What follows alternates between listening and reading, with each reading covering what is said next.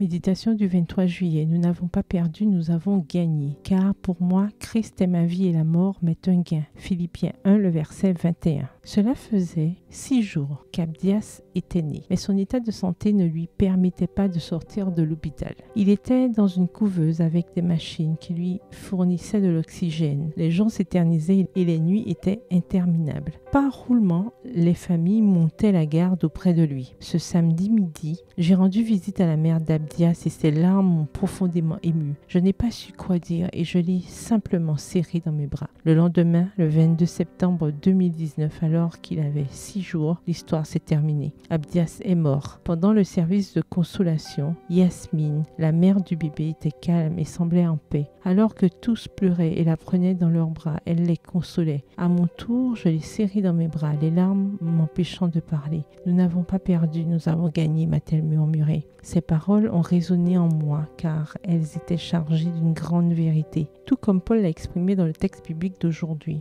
C'est au moment même où nous, les filles de Dieu, passons par le feu qu'une puissance sans pareil est déversée du ciel. Seuls ceux qui sont éprouvés par les turbulences de la douleur peuvent en faire l'expérience. Je veux dire que la puissance extraordinaire de Dieu ne peut être ressentie dans sa plénitude que lorsque nous sommes dans la tempête. Face à la tragédie, nous n'avons que 2 options, accepter ou revendiquer. Si nous acceptons, nous pouvons expérimenter le baume de guérison du Seigneur et être témoins de la restauration de nos vies. En revanche, si nous revendiquons, le chagrin et la colère fermeront les portes à la puissance divine et peu à peu, le deuil mettra fin à notre vie. Ce soir-là, lors du service funèbre, les gens s'émerveillaient de la sérénité de Yasmine. Car un enfant de Dieu qui a confiance en lui malgré la douleur devient un formidable message d'espoir pour le monde. Nous n'avons pas perdu, nous avons gagné. Brenda, Nurmi, Monica, Ruby sont des amis qui ont vécu la douleur de la perte d'un enfant. Si vous avez une amie qui a besoin de réconfort et d'espoir aujourd'hui, envoyez-lui ce message et dites-lui que nous n'avons pas perdu, nous avons gagné, parce que Christ est notre vie et la mort est un gain. PS, heureuse parce que nous n'avons pas perdu, nous avons gagné. Bonne journée, que l'Éternel vous bénisse.